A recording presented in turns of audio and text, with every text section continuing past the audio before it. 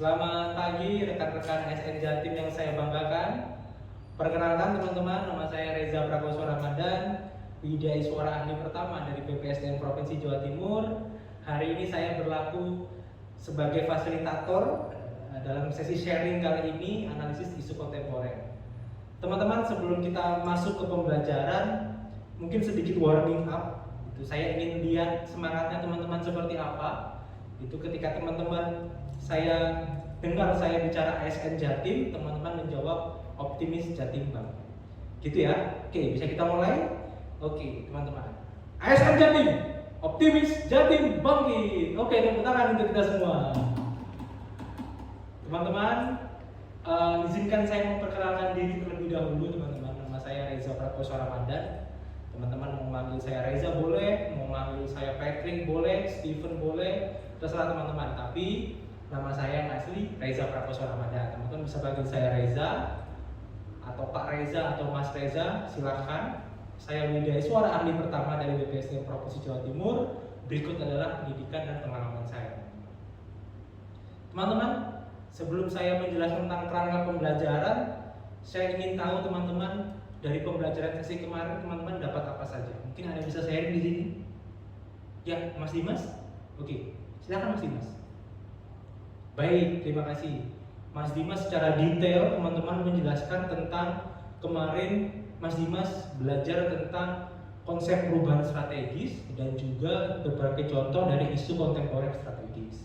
Nah, dari apa yang dibicarakan oleh Mas Dimas tadi teman-teman, hari ini saya akan menambahkan 3 materi pokok, yaitu yang pertama adalah konsep isu kritikal itu apa, yang kedua adalah bagaimana kita memahami isu kritikal, dan yang selanjutnya adalah bagaimana kita menerapkan teknik analisis isu. Selanjutnya teman-teman, tujuan dari pembelajaran analisis isu kontemporer ini ada 2. Tujuan umumnya yaitu teman-teman di akhir nanti teman-teman bisa mengidentifikasi isu-isu di lingkungan kerja teman-teman. Dan tujuan khususnya teman-teman untuk analisis isu kontemporer ada 3. Yang pertama teman-teman bisa menjelaskan konsep perubahan strategis itu apa. Yang kedua teman-teman bisa mengidentifikasi isu, dan yang terakhir teman-teman yang hari ini akan kita belajar adalah bagaimana teman-teman bisa menerapkan teknik analisis isu untuk menganalisis isu-isu aktual yang ada di lingkungan kerja maupun di lingkungan tempat teman-teman tinggal. Teman-teman, mohon izin sebelum memasuki ke pembelajaran, saya ada sedikit kuis teman-teman. Kita bermain sedikit boleh ya? Jadi teman-teman, saya ingin tahu teman-teman seberapa pengetahuan teman-teman tentang analisis isu kontemporer. Mungkin teman-teman bisa scan barcode-nya atau ketikkan URL-nya itu atau link-nya itu di Google Chrome teman-teman masing-masing. Bisa kita mulai ya, waktunya sedikit saja, hanya 5 menit. Teman-teman, oke, bisa kita mulai? Silahkan teman-teman bisa dikerjakan mulai dari sekarang. Oke, baik teman-teman, terima kasih. Saya surprise juga bahwa teman-teman 40 orang yang ada di kelas ini 98% semuanya sudah paham tentang analisis isu kontemporer, dan itu menjadi bekal yang baik juga untuk kita teman-teman dalam pembelajaran pada sesi pagi hari ini. Teman-teman, kita masuk ke sesi pembelajaran pertama yaitu isu kritikal. Mungkin di sini ada yang bisa menjelaskan atau sharing kepada saya tentang apa sih isu itu? Mungkin ada yang bisa sharing? Mas Dimas mungkin? Ya, baik. Mas Dimas bicara isu sebagai sebuah fenomena. Mungkin yang lainnya, Mas Bahtiar tadi tunjuk tangan. Oke, baik. Mas Bahtiar juga bicara tentang isu itu sebagai sebuah kejadian yang layak untuk dibahas. Nah, teman-teman, jawaban dari Mas Dimas dan Mas Bahtiar tadi sudah cukup bagus ya. Saya hanya merangkum saja bahwa isu itu adalah sebuah fenomena dan kejadian yang lagi hangat-hangatnya dibahas atau untuk sesuatu yang layak untuk didiskusikan lebih lanjut. Itu namanya isu, teman-teman.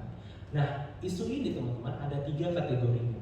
Yang pertama adalah isu saat ini atau current isu, teman-teman. Yang kedua adalah isu yang berkembang atau emerging isu, dan yang ketiga adalah isu potensial. Kira-kira Pak, contohnya apa saja sih? Gitu. Mungkin yang pertama isu saat ini, teman-teman kan lagi dalam kondisi pandemi. Nah, pandemi itu bisa jadi isu saat ini. Dan yang kedua adalah isu yang sedang berkembang nih, apa misalnya perang antara Rusia dan Ukraina. Nah, itu mungkin yang lagi hangat dibicarakan. Dan isu-isu potensial yang terjadi adalah mungkin akibat dari perang itu mungkin akan timbul isu-isu ekonomi yang lainnya. Nah itu mungkin beberapa contoh tentang isu atau mungkin isu saat ini, isu berkembang dan isu potensial. Jadi contoh-contohnya seperti itu ya. Mungkin dari sini ada yang mau didiskusikan sebelum saya lanjut ke slide berikutnya teman-teman. Oke, jadi ada, baik. Saya izin lanjut ya. Oke, yang selanjutnya adalah metodenya teman-teman. Bagaimana teman-teman bisa menganalisis sebuah isu itu dari metode namanya isu scanning. Mungkin ada bisa sharing di sini teman-teman. Oke, baik Mas Bahtiar. Mas Bahtiar lagi nih. Mas Bahtiar paling aktif sepertinya di sini. Mas Bahtiar bicara tentang isu scanning metodenya. Ada media katanya tadi, ada existing data juga, dan juga kata Mas Bahtiar tadi ada yang namanya public at large. Mungkin ada lagi yang lain? Mas Dimas? Silakan Mas Dimas, tadi tunjuk tangan. Oke, baik Mas Dimas. Mas Dimas bicara tentang isu scanning ini lebih ke pengertiannya ya Mas Dimas ya, sebagai sebuah metode bagaimana kita cara mendapatkan isu-isu yang hangat untuk dibahas. Mas Dimas dan Mas Bahtiar tadi memberikan sebuah insight yang menarik untuk kita, dan saya rangkum pada slide saya. Jadi isu scanning ini ada 5 metodenya teman-teman. Yang pertama adalah media scanning. Teman-teman bisa dapatkan isu tersebut dari manapun, sumber media manapun, atau mungkin publikasi atau jurnal.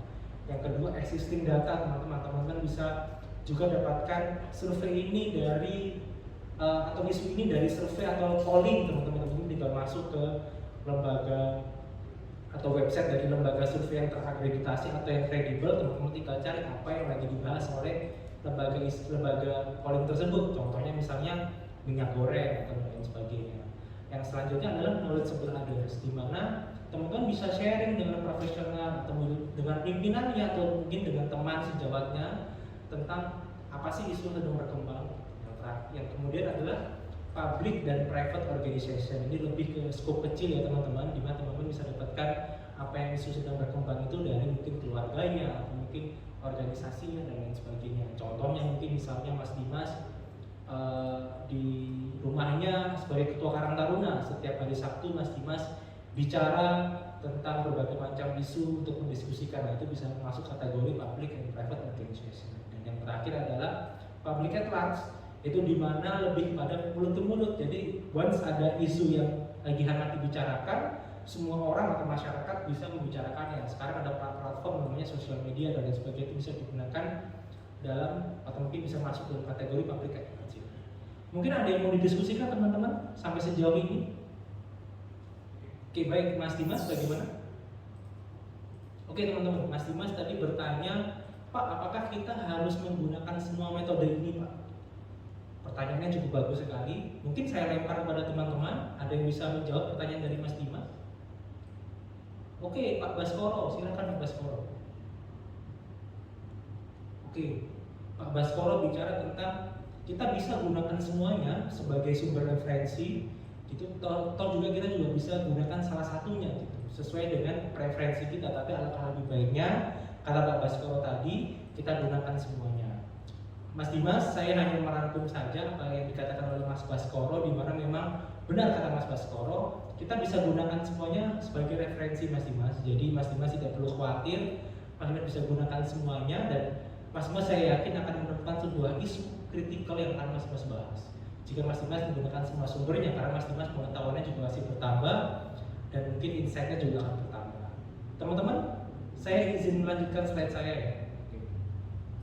Yang selanjutnya adalah teknik analisis dan tapisan isu teman-teman, di mana pada sesi ini terbagi menjadi 2, yaitu teknik analisis dan tapisan isu, di mana kita harus melakukan tapisan isu tersebut terlebih dahulu dengan menggunakan 2 cara, yaitu AKPL dan NSG. Teman-teman bisa gunakan salah satunya, teman-teman tidak harus menggunakan semuanya. Dan juga teman-teman yang kedua, tipsnya teman-teman bisa gunakan level scoring. Oke, jika teman-teman menggunakan metode AKPL, teman-teman gunakan indikator A untuk mencari apakah isu ini sedang hangat dibicarakan atau tidak. Kemudian teman-teman gunakan indikator K atau kelayakan untuk mengukur seberapa dampak dari isu tersebut. Kemudian teman-teman gunakan indikator P atau problematik untuk mengukur apakah isu ini harus segera dicari solusinya atau tidak. Dan teman-teman gunakan indikator kelayakan teman-teman untuk mengukur apakah isu tersebut masuk akal atau realistis untuk segera dicari solusinya. Nah, kurang lebih sama dengan AKPL USG untuk urgensinya teman-teman. Teman-teman mengukur seberapa urgenkah, seberapa pentingkah isu ini harus segera dibahas.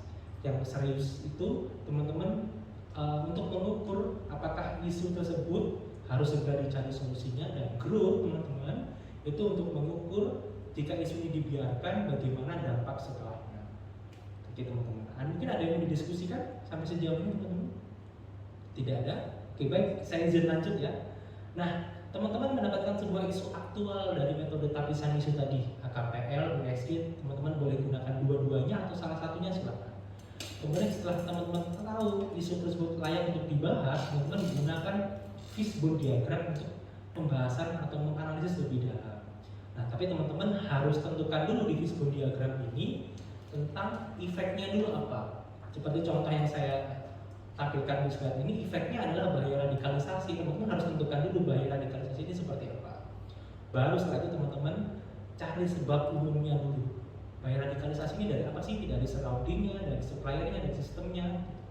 Setelah itu teman-teman baru dapat mencari atau menemukan poin-poin penting dari sebab tersebut dari sesi brainstorming, pengkajian, dan lain sebagainya. Teman-teman bisa lakukan. Mungkin dari sini ada yang mau ditanyakan teman-teman? Tidak ada? Baik, cukup ya. Oke, teman-teman, kita sampai di sesi akhir acara kita pada pagi hari ini teman-teman. Teman-teman, saya izin ingin menyampaikan kesimpulan pembelajaran. Mungkin ada salah satu atau salah dua peserta yang ingin membantu saya teman-teman.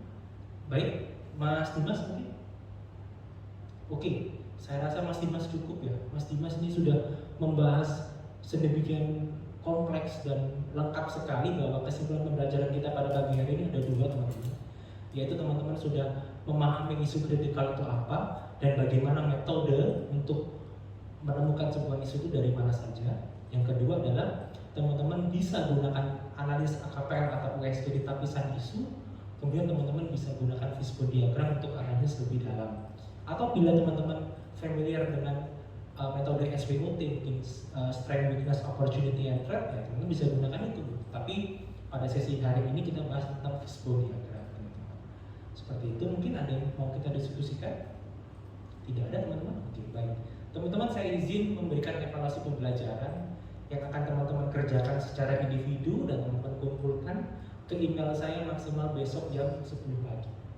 Gitu teman-teman. Mungkin ada yang mau didiskusikan lagi dari sini, ada yang mau ditanyakan mungkin dari evaluasi ini? Tidak ada. Mungkin saya minta perwakilan satu kelas ini untuk memfoto dan mungkin nanti di-share ke teman-teman yang lainnya ya. Oke.